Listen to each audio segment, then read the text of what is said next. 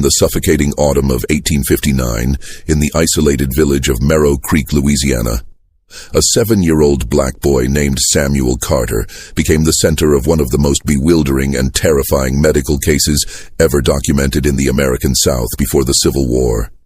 Dr. Elizabeth Monroe, the only formally trained physician in a region where medical practice was still dominated by folk healers and midwives, filled 2 leather-bound journals with observations about a child whose capabilities defied every known law of human nature. The boy appeared ordinary at first glance, small, frail, with dark eyes that rarely blinked and skin the color of rich Mississippi soil. But behind that harmless appearance dwelled an intelligence that the science of the era simply could not classify or comprehend. During 7 terrifying months, 9 people died under inexplicable circumstances after interacting with Samuel Carter. All were found with their eyes wide open, as if they had witnessed something beyond human comprehension in their final moments. The boy claimed to hear voices coming from the swamp, voices that whispered secrets, revealed hidden truths, and announced imminent deaths. He knew things that no illiterate child should know. Precise anatomical details of the human body, knowledge of diseases that had not yet manifested, intimate dreams that people had never shared with anyone. Before we continue, don't forget to subscribe to the channel and comment which city you're listening from. Thank you, and let's keep going. Official records were partially destroyed during the Civil War, but Dr. Monroe's journals survived, hidden in the attic of her former residence for over a century. What these documents reveal about Samuel Carter challenges our understanding of the limits of the human mind and raises disturbing questions about the existence of capabilities that science still cannot explain. This is a story about a black child whose gifts terrified white society, whose intelligence threatened the very foundation of a system built on claiming black inferiority, and whose fate reminds us of the countless brilliant black minds that were silenced, hidden, or destroyed because they dared to be extraordinary. Before we continue with the story of Samuel Carter and the terror that descended upon Merrow Creek, if this account is piquing your curiosity, make sure to subscribe to our channel and ring that notification bell so you never miss our deep dives into America's darkest historical mysteries. And please let us know in the comments what state or city you're listening from. We love hearing from our community of mystery enthusiasts around the world. Samuel Carter was born in the spring of 1852 on the Whitmore plantation, one of the largest cotton operations in Ascension Parish. His mother, Esther Carter, was a house servant who had learned to read despite the laws forbidding literacy among enslaved people. She would trace letters in the dirt behind the kitchen house, teaching young Samuel in whispers and stolen moments. His father, whose name was never recorded in any official document, had been sold away before Samuel's 2nd birthday. Esther never spoke of him, but sometimes Samuel would wake in the night to find his mother sitting by the window, tears streaming down her face as she stared out at the darkness beyond the slave quarters. When Samuel was 4 years old, Esther developed a persistent cough that wouldn't go away. The plantation owner, Robert Whitmore, refused to call a doctor for a slave, insisting that she continue her duties despite her deteriorating condition. Samuel would sit beside his mother at night, his small hand clutching hers, and he would tell her things that frightened her. "Mama," he whispered one night, his voice carrying a weight no child's voice should hold. "The sickness is in your chest, like a flower growing. It has roots that spread. The voices in the swamp tell me it will take you before the cotton blooms again." Esther died 3 months later in February of 1856, coughing blood into rags that Samuel tried desperately to keep clean. He was only 4 years old, but he did not cry at her funeral. He stood silent and still as the other enslaved people sang spirituals over her grave in the corner of the plantation where black bodies were laid to rest without markers or monuments. When asked why he didn't weep, Samuel simply said, "She's still here. She talks to me now like the others in the swamp. She says she's finally free. The other enslaved people on the Whitmore plantation began to fear the child. There was something in his eyes, they whispered, something old and knowing that shouldn't exist in someone so young. He would stare at people with an intensity that made them uncomfortable, as if he could see through their skin and into their souls. Old Jeremiah, who had been on the plantation longer than anyone could remember, told the others that Samuel had been born with a caul over his face, a sign that he could see into both worlds, the world of the living and the world of the dead. That boy got the sight, Jeremiah warned. He know things that ain't meant to be known by folks still walking this earth. Robert Whitmore noticed Samuel's strangeness as well, but his concern was different. The boy was too smart, too observant, too articulate for a slave child who had never been formally educated. When Samuel was 5, Whitmore caught him drawing in the dirt, not childish scribbles, but detailed anatomical sketches of the human heart, with labels written in careful script. "Where did you learn to write, boy?" Whitmore demanded, his voice sharp with suspicion and anger. Samuel looked up at him with those dark, unblinking eyes and said simply, "The voices teach me. They show me things in my mind that I draw in the dirt. They say the body is just a house, and when the house breaks, the person inside has to leave." This response terrified Whitmore in a way he couldn't articulate. The idea that a black child, especially one born into bondage, could possess knowledge and intelligence that exceeded his own, challenged everything his society told him about racial hierarchy and natural order. Samuel represented something dangerous, proof that the entire system of slavery was built on a lie. If a slave child could be this brilliant, this perceptive, this extraordinary without any formal education, what did that say about the claims of black inferiority that justified the entire institution? In the summer of 1856, when Samuel was 4.5 years old, Robert Whitmore made a decision that would change the boy's life forever. He sold Samuel to a slave trader passing through the parish, getting rid of the child who made him uncomfortable, who challenged his worldview simply by existing. Samuel was taken from the only home he had ever known, separated from the community that had raised him after his mother's death, and transported north along the Mississippi River. He was too valuable to be sent to the brutal labor of the cotton fields. His intelligence was too obvious, his strangeness too marketable. The trader believed he could get a premium price for such an unusual child, perhaps to a wealthy family looking for a curiosity, or to a medical institution interested in studying exceptional cases. But Samuel never made it to auction. During a stop in Marrow Creek, the slave trader, a man named Cyrus Blackwood, suddenly fell ill with violent convulsions. He died within hours, blood pouring from his nose and ears, his body racked with seizures that the local doctor couldn't explain. Samuel was there when it happened, standing calmly in the corner of the boarding house room, watching with those unblinking dark eyes as Blackwood thrashed and screamed. When questioned by the authorities, Samuel said only, "He hurt children. The voices told me what he did. They said his time was finished." Investigation into Blackwood's background revealed a disturbing pattern. Over the past 5 years, numerous enslaved children in his custody had died under suspicious circumstances. Disappearances explained away as runaways, bodies found in rivers and marked as drownings, sudden illnesses that struck only after Blackwood had purchased a child. Samuel had somehow known things about Blackwood that no one had been willing to investigate, secrets that died with the trader in that boarding house room. With no one to claim ownership of Samuel, and no legal guardian willing to take responsibility for a slave child with no papers, the boy found himself in an unprecedented situation. He was technically free, though that word meant almost nothing for a black child in Louisiana in 1856. The local authorities considered sending him to one of the orphanages that took in abandoned children, but those institutions refused to accept a black child. He was too young to be put to work, too strange to be adopted by any of the local families, and too intelligent to be ignored. It was Dr. Elizabeth Monroe who ultimately took Samuel into her household.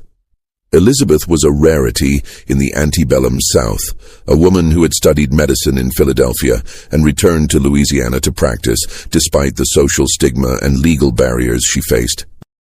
She had inherited property from her father and used her independence to live according to her own principles, which included a quiet but firm opposition to slavery. When she heard about the strange black child who had been present when Cyrus Blackwood died, her medical curiosity was piqued.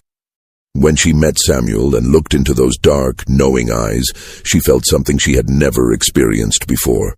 A mixture of fascination, fear, and an overwhelming sense that this child needed protection from a world that would destroy him if given the chance. "What is your name?" Dr. Monroe asked when Samuel was brought to her home by the local sheriff, who was relieved to have someone willing to take responsibility for the boy. Samuel looked at her with that intense, unblinking gaze and said, "Samuel Carter. My mama named me Samuel because it means God has heard.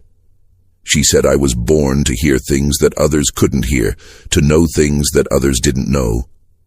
The voices started talking to me before I could talk back to them." Dr. Monroe was not a superstitious woman. She had been trained in the rational methods of scientific medicine, taught to trust observation and evidence over folklore and fear. But there was something about Samuel that challenged her commitment to pure rationalism.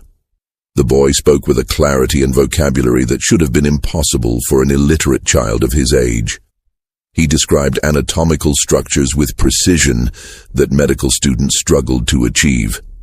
And when he talked about the voices, there was no hint of madness or confusion in his demeanor, only a calm acceptance of a reality that others couldn't perceive. Dr. Monroe made Samuel a proposition.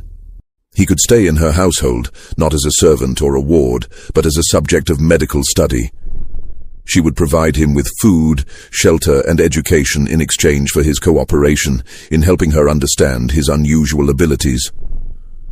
"I want to document what you can do," she explained. "I want to understand how your mind works, but I will not treat you as a specimen or a curiosity. You will be treated with dignity and respect, and if at any time you wish to leave, I will help you find another situation." Samuel considered her offer with a seriousness that seemed far beyond his years. "The voices say you're different from the others," he finally said.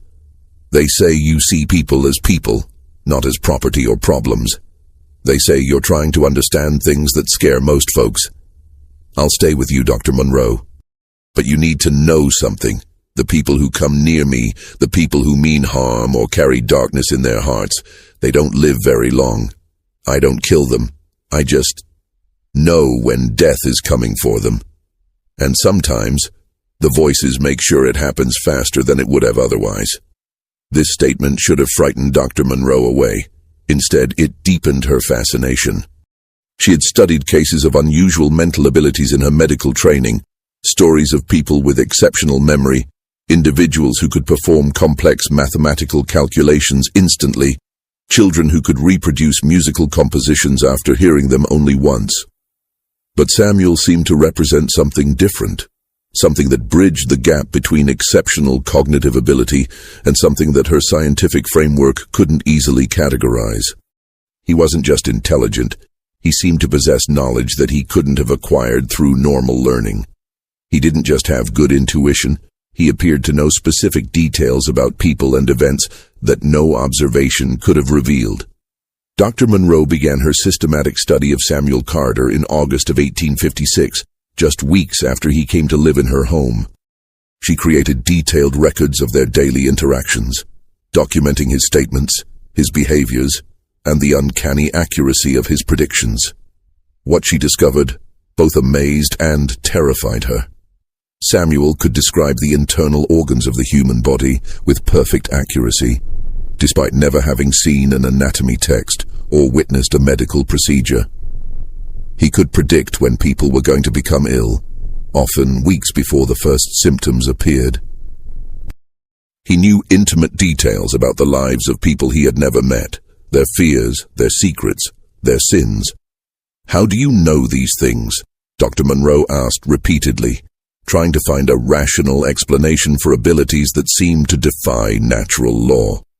Samuel's answer was always the same. "The voices tell me. They come from the swamp, from the place where the dead go but don't rest. They're people who died with unfinished business, with truths that need to be told. They use me to speak because I was born with the ability to hear them. My mama said it runs in our family. My grandmother had it and her mother before her. It's a gift and a curse, Dr. Monroe. I know things I don't want to know. I see things I wish I couldn't see." The first death that occurred after Samuel came to live with Dr. Monroe happened in September of 1856. Marcus Thornton, a wealthy plantation owner from a neighboring parish, came to Marrow Creek for business and stopped by Dr. Monroe's home to consult about persistent stomach pains. Samuel was in the house when Thornton arrived, and the boy's reaction was immediate and visceral. He backed away from the man, his dark eyes wide with something that looked like recognition and horror combined. "You shouldn't be here," Samuel said, his voice carrying an authority that seemed impossible coming from such a small child. "The voices are screaming about you. They say you killed 3 children, 2 boys and a girl. They say you buried them where no one would look, in the old cemetery behind your plantation house, where the slave graves are unmarked. They say the children cry in the night, and their mothers still search for them." Marcus Thornton's face went white, then red with rage. "How dare this slave child speak to me this way?" he shouted at Dr. Monroe. "Control your property, or I'll have him whipped for insolence." But there was something in Thornton's reaction that went beyond mere offense at a breach of social protocol. There was genuine fear in his eyes, the look of a man whose darkest secrets had been exposed to the light. Dr. Monroe, despite her discomfort with the situation, defended Samuel. "He is not my property, Mr. Thornton. He is under my protection, and I would appreciate it if you would leave my home immediately." Thornton stormed out, his stomach pains apparently forgotten in his rage and fear. 3 days later, he was found dead in his carriage on the road back to his plantation. The official cause of death was listed as heart failure, but Dr. Monroe, who was called to examine the body, noted several disturbing details. Thornton's eyes were wide open, frozen in an expression of absolute terror. His mouth was open as if he had been screaming, and there were marks on his neck that looked almost like finger impressions, though no one had been with him in the carriage. When Dr. Monroe returned home and told Samuel what had happened, the boy showed no surprise. "The voices said he wouldn't make it home," Samuel explained calmly. "They said the children he killed were waiting for him on the road. They said it was time for him to answer for what he did." Dr. Monroe felt a chill run down her spine. "Samuel," she said carefully, "are you telling me that you somehow caused Mr. Thornton's death?" The boy shook his head. "I didn't cause anything, Dr. Monroe. I just knew it was going to happen. The voices don't lie about these things. When they say someone's time is finished, when they say someone has debts to pay in blood and suffering, it always comes true. I'm just the messenger." Investigation into Thornton's plantation revealed exactly what Samuel had described. In the old slave cemetery, hidden beneath unmarked graves, authorities found the remains of 3 children, 2 boys aged approximately 8 and 10, and a girl who couldn't have been more than 6 years old. All showed signs of violence that had nothing to do with the harsh realities of slavery and everything to do with the sadistic cruelty of a man who believed his wealth and power made him untouchable. The enslaved community on Thornton's plantation, when finally given the opportunity to speak without fear of reprisal, shared stories of children who had disappeared over the years, of Thornton's private quarters, where screams were sometimes heard in the night, of a monster who wore the mask of a respected gentleman. Samuel had known all of this without ever setting foot on Thornton's property. He had known it the moment he saw the man, as if the voices from the swamp had whispered every terrible detail into his mind. This was not coincidence or lucky guessing. This was something that Dr. Monroe's medical training had not prepared her to understand or explain. The second death came in October, just weeks after Thornton's mysterious demise. Reverend Silas Jameson, the pastor of Marrow Creek's largest church, was a man who preached about Christian charity and divine grace every Sunday, while quietly profiting from the slave trade during the week. He served as an agent for several plantations, helping to arrange sales and transfers of enslaved people, while taking a commission on each transaction. To his white congregation, he was a pillar of the community. To the black population of Marrow Creek, he was something else entirely, a man who used scripture to justify cruelty and used his position of trust to enable the separation of families and the perpetuation of suffering. Samuel encountered Reverend Jameson at the general store in town, where Dr. Monroe had taken him to purchase supplies. The Reverend approached them with his characteristic smile, the one that never quite reached his eyes. "Dr. Monroe," he said warmly, "I see you've taken in young Samuel. What a charitable act, though I must caution you about the dangers of educating these people beyond their station. God has ordained their place in society, and to disturb that natural order is to invite chaos and disorder." Samuel looked up at the Reverend with those dark, penetrating eyes and said, "You don't believe in God. The voices say you stopped believing years ago after you sold a woman and her baby to different buyers. The woman killed herself, and the baby died within a month. You tell yourself it was just business, but the voices say you hear that woman crying in your dreams every night. They say you drink yourself to sleep trying to forget, but you never can. They say your time is coming soon, and you'll have to face all the people you hurt, all the families you destroyed." The change in Reverend Jameson's expression was immediate and terrifying. The warm facade dropped away, revealing something cold and vicious underneath.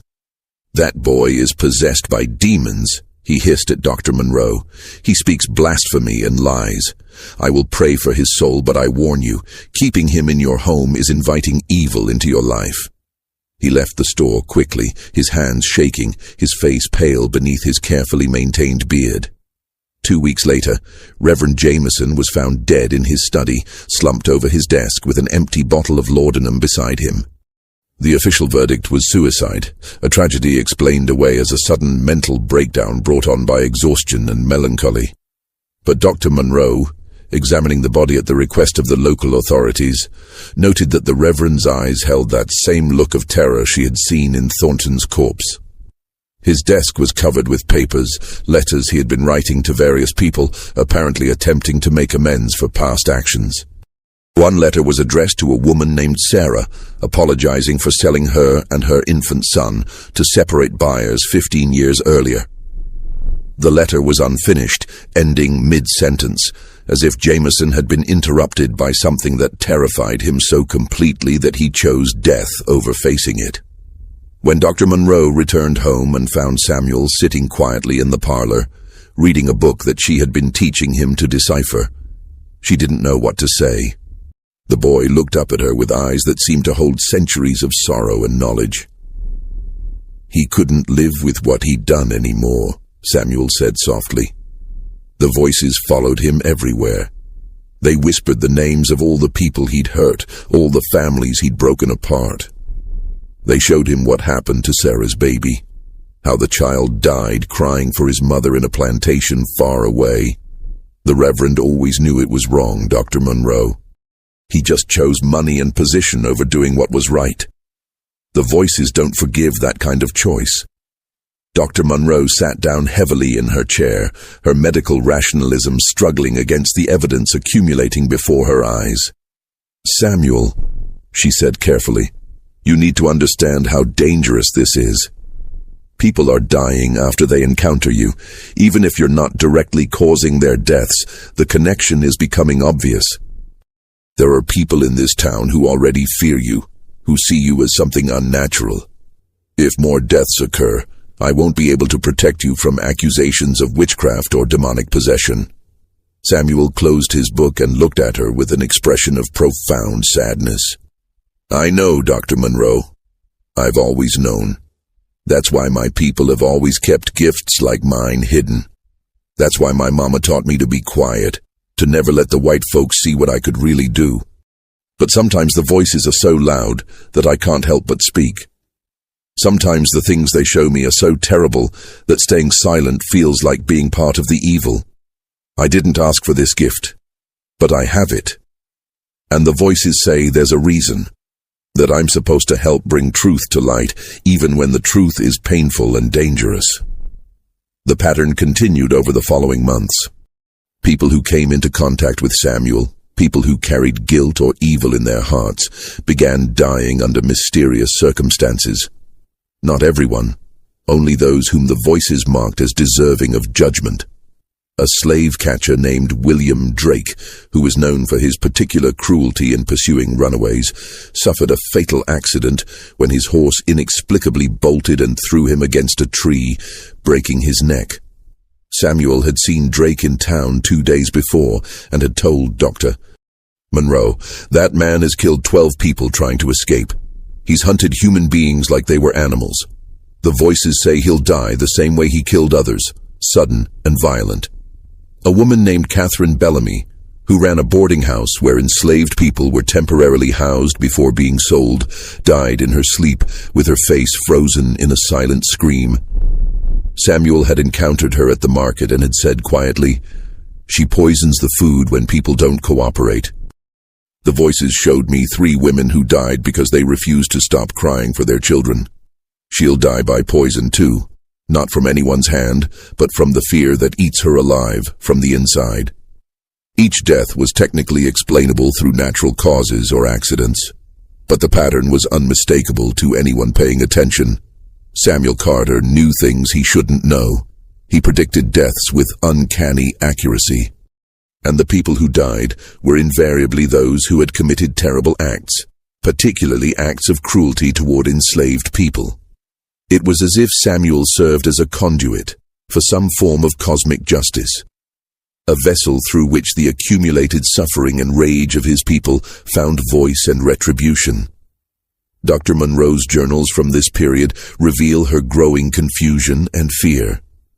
She was a scientist, trained to observe and document phenomena according to rational principles. But Samuel challenged every framework she had for understanding the world.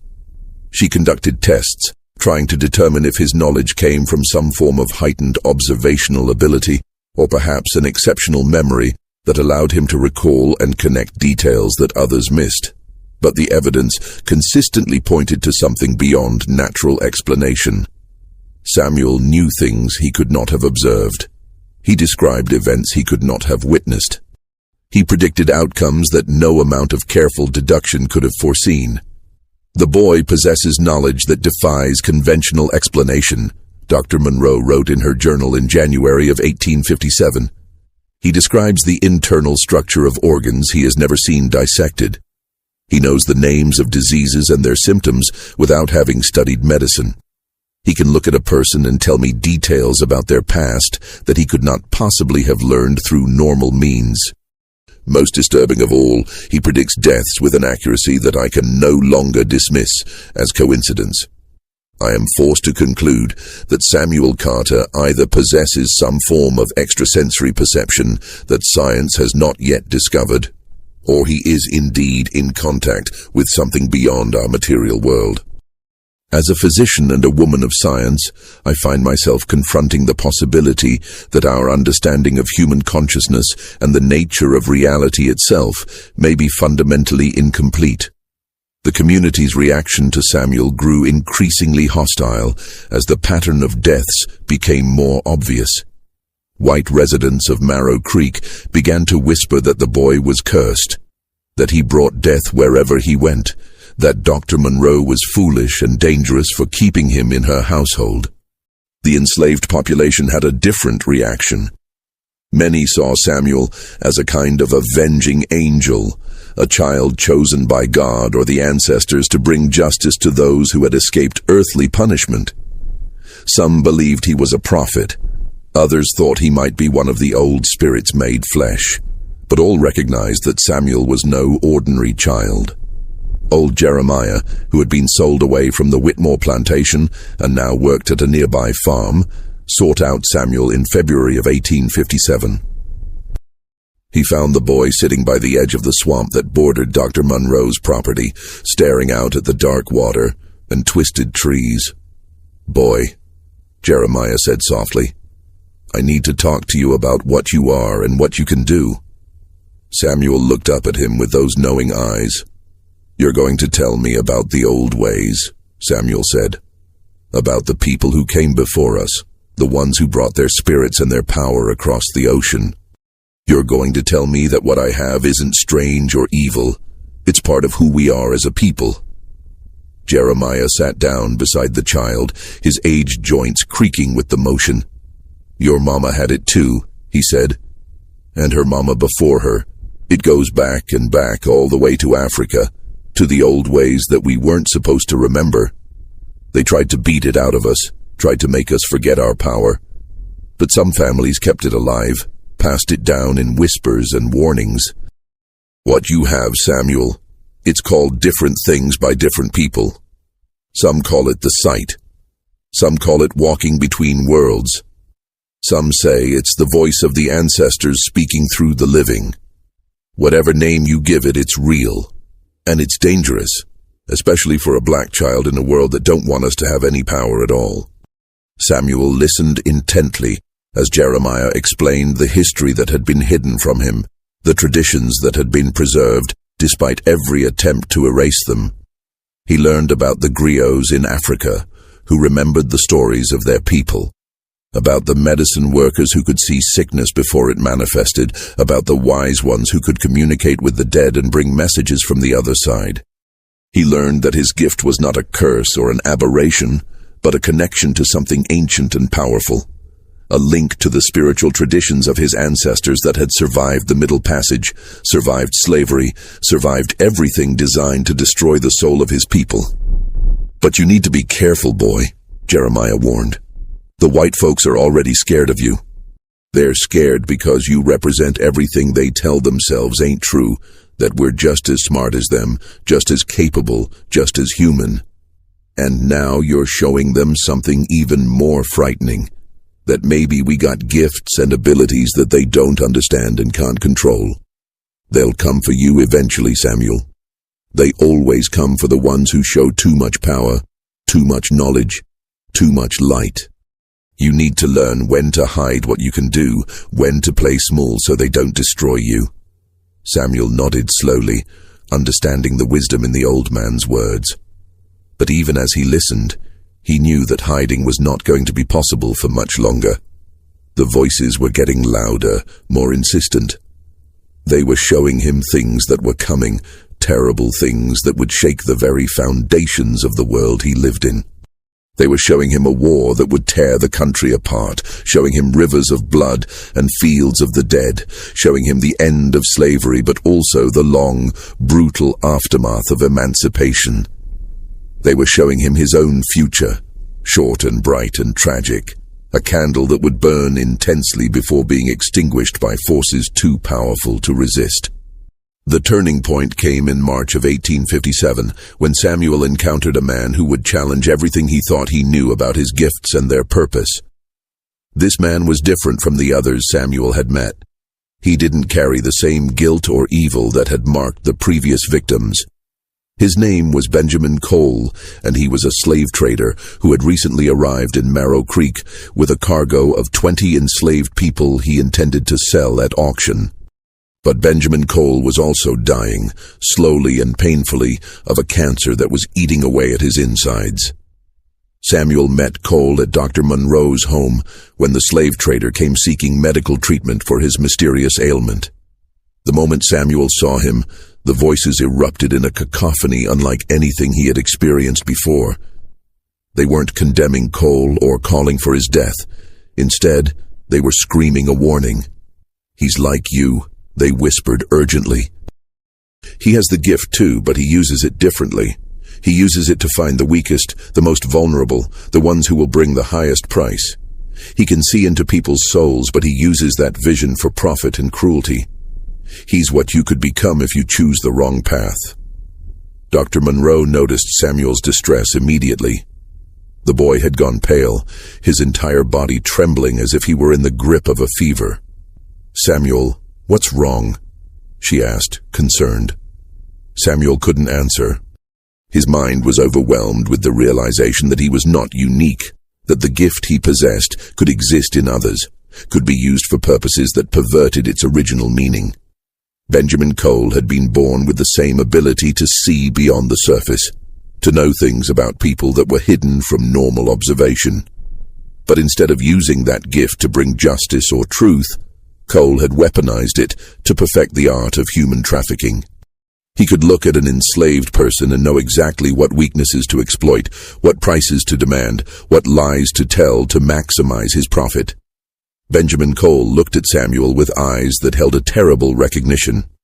"Well, well," he said softly, his voice carrying a mixture of surprise and dark amusement. "I've heard the stories about you, boy. The child who knows things he shouldn't know, who predicts deaths and speaks truths that frighten good Christian folk. I didn't believe the tales until now, but I can see it in you, that same spark I see in my own mirror. You're like me, Samuel Carter. We're both cursed or blessed, depending on how you look at it, to see the world as it really is, stripped of all the pretty lies people tell themselves." Samuel found his voice, though it came out hoarse and strained. "I'm nothing like you," he said. "The voices told me what you do. You take people who are already broken and you break them further. You look into their souls and find the exact words that will make them give up hope. You're everything the gift was never supposed to be used for." Cole laughed, a harsh sound that held no joy. "Listen to yourself, boy. The gift was never supposed to be anything. It just is. You use it your way, passing judgment on people you've decided are evil, letting your voices whisper their condemnations until those people die in convenient accidents. I use it my way, making a living in a world that doesn't care about should or shouldn't, only about what works and what doesn't. Don't pretend you're better than me just because you've convinced yourself you're on the side of righteousness." This confrontation shook Samuel to his core. Was Cole right? Was his gift merely a tool that could be used for any purpose, good or evil, depending on the wielder's intentions? Were the voices that guided him truly sources of divine or ancestral justice? Or were they just reflections of his own anger and pain, his own desire to see those who hurt his people suffer consequences? For the first time since his mother's death, Samuel felt genuine doubt about his purpose and his path. "Doctor." Monroe sent Cole away with a tincture for his pain and a grim prognosis. The cancer would kill him within 6 months, possibly sooner. After the slave trader left, she sat down with Samuel and waited for him to speak. The boy was quiet for a long time, staring out the window at the swamp beyond.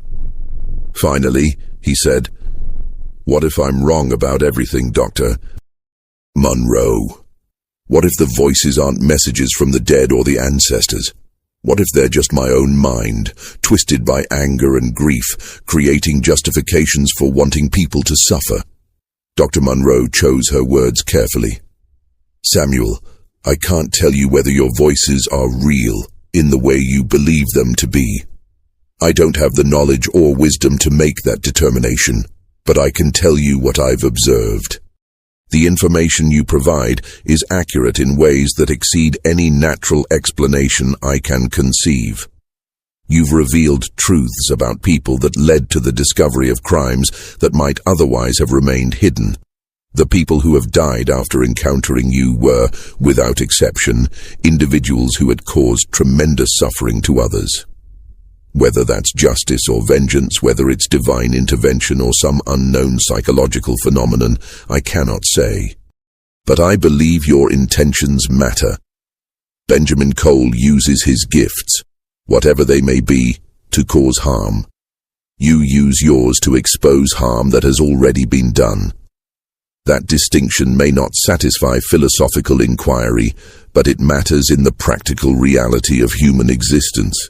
Samuel took some comfort from Dr. Monroe's words, but the doubt planted by his encounter with Benjamin Cole continued to grow. Over the following weeks, he became more withdrawn, less willing to speak about what the voices told him. He still heard them, still saw the visions they sent. But he began to question whether acting on that information was truly justice, or merely his own desire for revenge against a world that had taken everything from him. Benjamin Cole died in May of 1857, his body finally succumbing to the cancer that had been consuming him.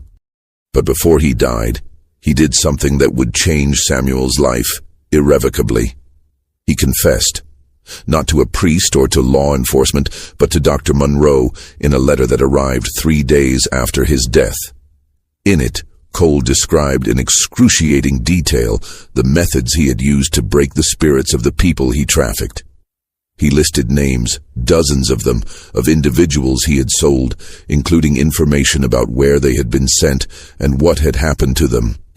He described the psychological torture he inflicted, the way he used his unnatural perception to find each person's deepest vulnerability and exploit it until they became compliant, defeated, easier to sell.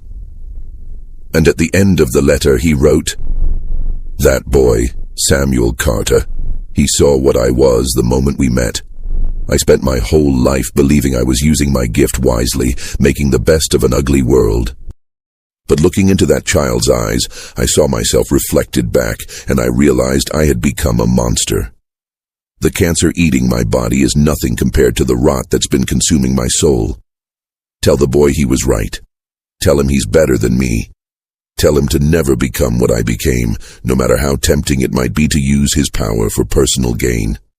And give the enclosed documents to the abolitionists in the North.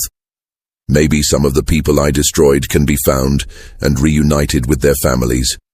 It won't redeem me, but maybe it will count for something in whatever judgment awaits me." The documents Cole included with his letter contained detailed records of his transactions over 20 years of slave trading. Names, ages, descriptions, sale prices, destination plantations, everything an abolitionist network would need to potentially locate and track enslaved people who had been separated from their families. Dr. Monroe, recognizing the value and danger of these documents, carefully copied them and sent the copies to contacts she had in the North. People who worked with the Underground Railroad and other networks helping enslaved people escape to freedom. Samuel's reaction to Cole's confession was complex. On one hand, it validated his initial assessment of the man and confirmed that his gift had not misled him. On the other hand, it raised troubling questions about the nature of redemption and judgment. Cole had done terrible things, but his final act had been one of genuine remorse and an attempt to partially right his wrongs. Did that count for anything? Did the voices consider such late-stage repentance meaningful? If Cole had lived long enough to act on his regrets, would he have been spared the judgment that befell others who never showed remorse? These questions occupied Samuel's thoughts through the summer of 1857 as he continued his strange life in Dr. Monroe's household. She was teaching him to read and write with increasing sophistication, exposing him to books on medicine, philosophy, and science. He absorbed information with remarkable speed, his mind hungry for knowledge that could help him understand the world and his place in it. But even as his education progressed, the voices continued their relentless communication, showing him visions of events near and far, past and future. In August of 1857, Samuel began experiencing visions that were different from anything he had encountered before.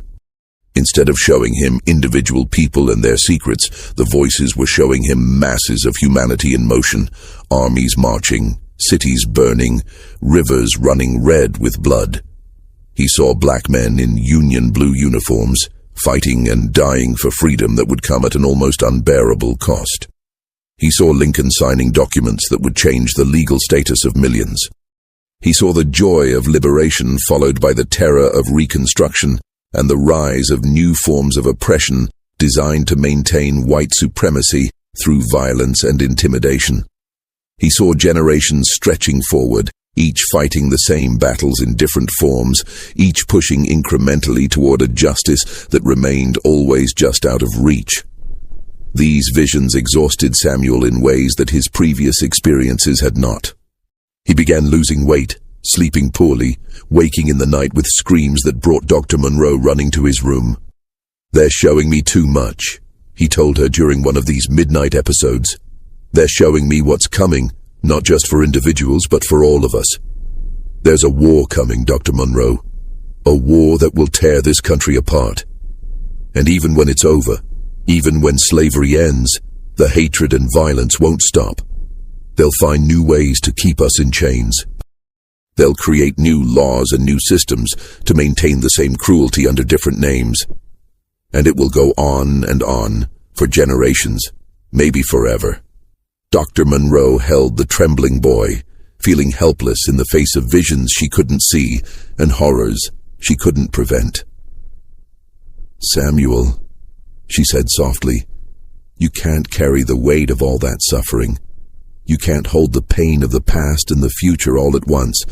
You're just a child. Even with your extraordinary gifts, you're still just a child." But Samuel shook his head. "I stopped being just a child when my mama died and the voices started talking to me. I stopped being just a child when I realized I could see into people's souls and know their secrets. The voices don't care that I'm young, Dr. Monroe. They use me because I'm available, because I was born with the ability to hear them. But sometimes I wish I was deaf to them. Sometimes I wish I was just a normal boy who didn't know anything except how to play and laugh and be free from all this knowledge." The ninth and final death that would occur during Samuel's time in Marrow Creek happened in September of 1857, and it was the death that would force Dr. Monroe to make an impossible choice about the boy's future. The victim was Judge Albert Crane, one of the most powerful men in the parish. A man whose legal decisions had upheld the institution of slavery through decades of carefully reasoned opinions that treated human beings as property. Crane was known for his particular harshness in cases involving enslaved people accused of crimes. His verdicts were swift, his sentences brutal, his justifications rooted in a philosophy that denied the full humanity of black people. Samuel encountered Judge Crane at a social gathering Dr. Monroe attended, bringing the boy with her, despite the social impropriety of bringing a black child to a white social event. She had been invited because of her medical expertise, and she brought Samuel because she was increasingly reluctant to leave him alone. The moment Samuel saw Judge Crane, his face went pale and his body rigid. The voices erupted with an intensity that was almost physical, their message so loud and insistent that Samuel couldn't help but speak it aloud. "You sentenced a man to death for trying to protect his daughter," Samuel said, his voice carrying across the sudden silence that fell over the gathering. "His name was Thomas. He killed the overseer who was raping his 15-year-old daughter. You said a slave has no right to defend his family. That property cannot commit justifiable homicide against its owners. You watched him hang, and you felt nothing. You've sent 47 people to death by hanging, 213 to brutal whippings, countless others to be sold away from their families as punishment. The voices say every single one of those people is waiting for you. They say your judgment is coming, and it will be as merciless as the judgments you handed down." The reaction was immediate and violent. Judge Crane, his face purple with rage, demanded that Samuel be removed and punished for his insolence. Several men at the gathering moved toward the boy with clear intent to inflict immediate physical harm. Dr. Monroe positioned herself between Samuel and the angry mob, her voice sharp and commanding. "This child is under my protection and is speaking from a place of mental disturbance. He means no harm and deserves compassion, not violence." But Judge Crane was not satisfied. "That boy has pronounced a death sentence on me based on lies and delusions. He will be taken into custody and punished according to the law. No black child will threaten a sitting judge and escape consequences." Dr. Monroe knew she had only moments to act. She gathered Samuel quickly and left the gathering, ignoring the shouts and threats that followed them. They returned to her home, and she began making immediate arrangements. "Samuel," she said urgently, "you need to leave Marrow Creek tonight. Judge Crane will send men to arrest you, possibly to lynch you without any pretense of legal process. I have contacts in the north who can help you reach safety, but you must leave immediately." Samuel looked at her with those ancient eyes and said quietly, "It doesn't matter if I leave, Dr. Monroe. The judge will die within 3 days regardless of where I am. The voices have already pronounced their judgment. His death is already set in motion. But you're right that I should leave. Not to save him, but to save you from being implicated in what's coming." That night, Dr. Monroe arranged for Samuel to be taken by trusted allies along a secret route toward freedom. She gave him documents claiming he was a free black child traveling with permission, though they both knew such papers would provide minimal protection. She gave him what money she could spare and letters of introduction to abolitionists in the north who might help him. And she held him close for a moment, this extraordinary child who had changed her understanding of reality itself. "Will I ever see you again?" she asked. Samuel smiled sadly. "The voices show me many possible futures, Dr. Monroe. In some we meet again, in others we don't. But in all of them, I remember you as the one person who saw me as human first, as exceptional second. You treated me with dignity when the world wanted to treat me as either a slave or a monster. I'll carry that with me wherever I go." Samuel Carter disappeared into the night, guided by conductors on the Underground Railroad who risked everything to help enslaved people and free black children escape to safety. Dr. Monroe never saw him again, though she spent the rest of her life wondering what became of the extraordinary boy who had briefly illuminated her understanding of human potential. 3 days after Samuel's departure, Judge Albert Crane was found dead in his chambers. He had apparently suffered a massive stroke, his body discovered slumped over legal documents he had been reviewing. But those who prepared his body for burial reported strange details. His eyes were wide open, frozen in an expression of absolute terror. His mouth was open in a silent scream. And witnesses claimed that in the moments before his death, people in the courthouse had heard what sounded like many voices all speaking at once, though no one could make out the words. The enslaved people in the parish whispered that the ghosts of all the people Crane had condemned had come to collect their debt, that they had surrounded him in his final moments and shown him the faces of everyone he had destroyed. Whether that was true or merely folklore born from a desperate need for justice, no one could say with certainty. Dr. Elizabeth Monroe continued her medical practice in Marrow Creek until the outbreak of the Civil War in 1861. When Union forces occupied Louisiana in 1862, she volunteered her services as a physician to treat wounded soldiers, both Union and Confederate, making no distinction between them. In her journals from this period, she wrote extensively about Samuel, trying to make sense of what she had witnessed and documented during their time together. She developed a theory that Samuel represented an evolutionary adaptation, a survival mechanism developed by an oppressed people who needed ways to identify threats and protect themselves in a world designed to destroy them. But even as she formulated scientific explanations, she could not fully dismiss the possibility that Samuel's gifts were exactly what he claimed them to be: communications from the dead, messages from ancestors who refused to let their suffering be forgotten. Dr. Monroe died in 1891, but before her death, she arranged for her journals to be donated to a medical college in Philadelphia, with specific instructions that they be sealed for 50 years. She did not want Samuel to be hunted or studied as a curiosity, but she also believed that future generations might benefit from the careful documentation she had compiled. Those journals were opened in 1941 and studied by researchers trying to understand the limits of human perception and consciousness.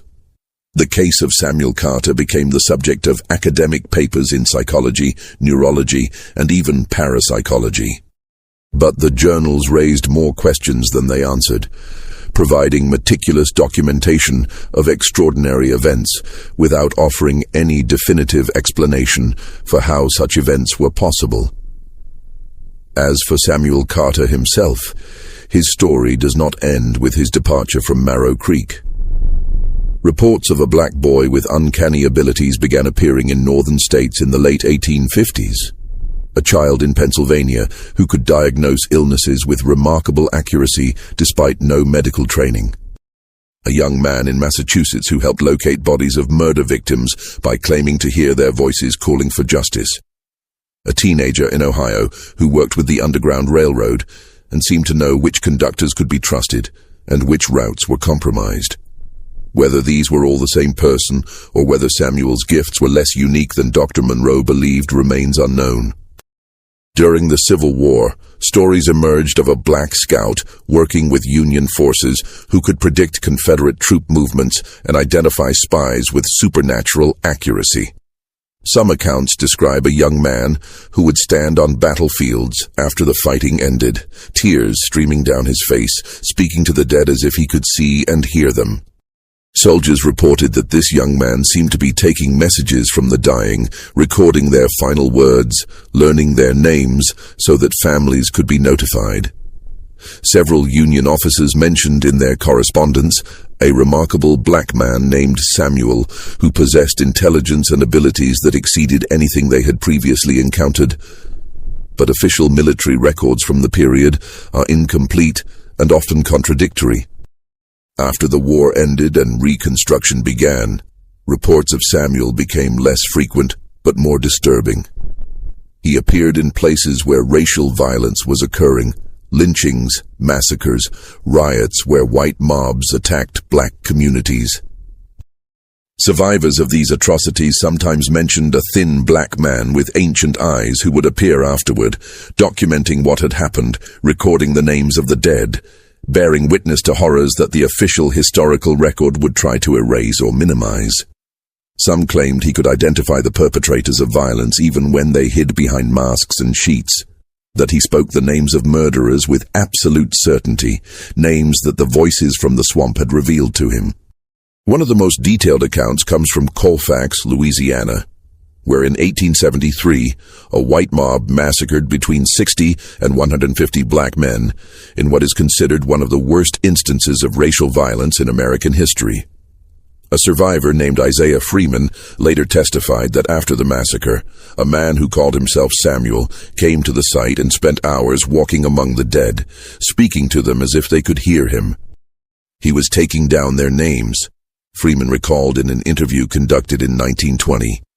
He said the voices told him each name, told him who they had been in life, who their families were. He said he was making a record that couldn't be destroyed or forgotten, a record that would last longer than any written document. I asked him how he could stand to be among so much death, and he said, "I've been walking among the dead since I was 4 years old. They're no more frightening than the living. Often, they're more honest." The last confirmed sighting of someone who might have been Samuel Carter occurred in 1899 in Wilmington, North Carolina, in the aftermath of a coup d'etat where white supremacists overthrew the legitimately elected local government and murdered dozens of black citizens. A black journalist named Alexander Manley, who was forced to flee the city, wrote about encountering a man who claimed to be documenting the massacre for a record that would outlast the lies white folks tell about what really happened here. According to Manley's account, this man was in his late 40s, thin and worn, with eyes that looked like they had seen every terrible thing that could happen to our people and remembered all of it. When Manley asked the man his name, he replied, "I've been called many names. Samuel is the one my mother gave me. It means God has heard." I hope she was right about that. After 1899, there are no further documented sightings of Samuel Carter, though his legend persisted in black communities throughout the South. He became a folk figure, a ghost story parents told their children, sometimes as a warning, "Be good or Samuel Carter will know your secrets." sometimes as a source of hope. No matter what they do to us, Samuel Carter writes it all down, and one day there will be a reckoning. Some claimed he had died, finally released from the burden of hearing voices that never stopped speaking. Others insisted he had found a way to silence the voices and live a normal life under a new identity. Still others believed he was still out there somewhere, still walking among the dead, still recording the names and stories of black people whose suffering might otherwise be forgotten. Dr. Monroe's journals end with a reflection written shortly before her death that captures both the mystery and the meaning of Samuel Carter's story. I spent years trying to understand Samuel scientifically, trying to find a rational explanation for abilities that defied rational explanation. But perhaps I was asking the wrong questions. Perhaps the point was never to understand how he did what he did, but rather to recognize what his existence meant. Samuel Carter was proof that black people possessed capabilities and intelligence that the society of his time refused to acknowledge. He was proof that oppression and suffering do not destroy the human spirit, but sometimes refine it into something extraordinary. He was proof that justice, even when denied by human institutions, finds ways to assert itself through unexpected channels. Whether his voices were real or metaphorical, whether his gift was supernatural or simply an expression of human potential we don't yet understand, the result was the same. Truths were revealed, crimes were exposed, and a child who should have been crushed by the weight of slavery instead became a force for accountability and remembrance. That matters more than any scientific explanation I could have provided. The story of Samuel Carter challenges us to confront uncomfortable questions about genius, about gifts that exceed normal human capacity, and about how society responds when those gifts manifest in people it has designated as inferior. How many other Samuel Carters existed in the centuries of American slavery?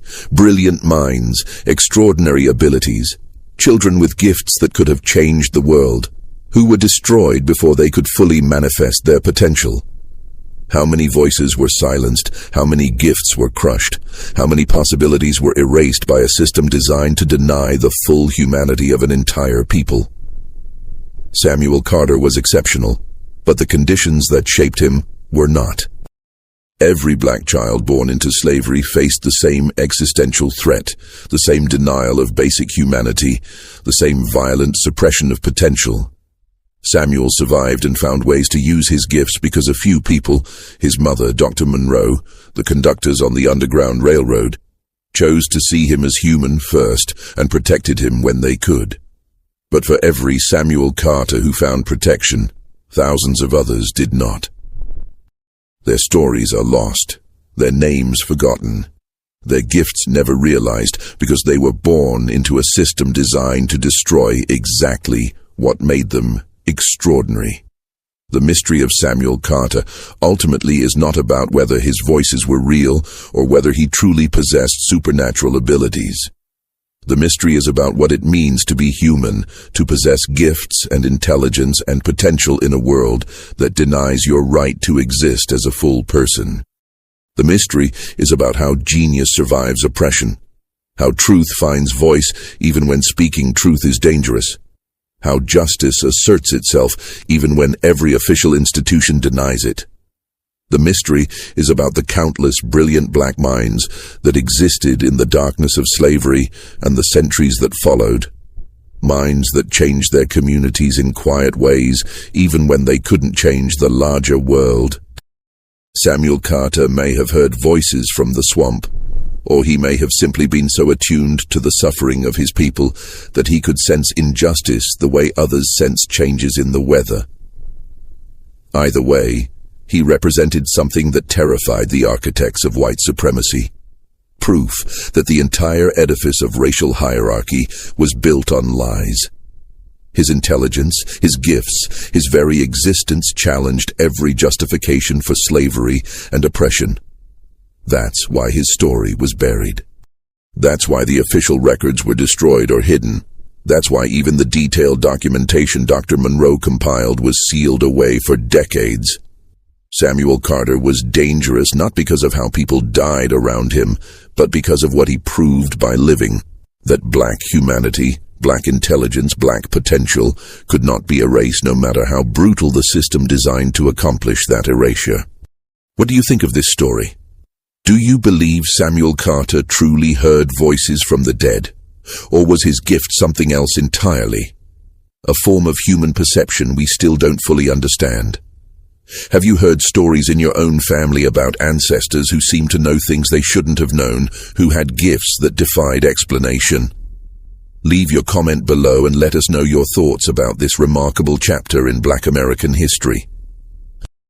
If you found this story powerful and want to hear more untold stories of extraordinary black people who changed history in ways that were never properly recognized, subscribe to our channel, hit that notification bell, and share this video with someone who needs to know that our ancestors were brilliant, powerful, and extraordinary even in the darkest circumstances.